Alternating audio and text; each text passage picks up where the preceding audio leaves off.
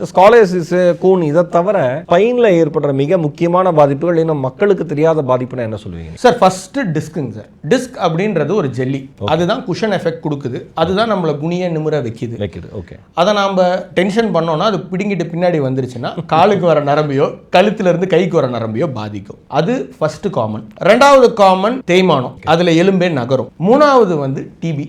நாலாவது common cancer. DP ஸ்பைன்லையா? ஆமாங்க sir. இப்போ போன் கேன்சர்னு சொல்றது ஸ்பைன் தான் சொல்றாங்களா? போன் கேன்சர் வர்றதுல காமனா ஸ்பைன்ல தான் வரும். எப்படி இதெல்லாம் தெரிஞ்சுக்கிறது மக்கள்?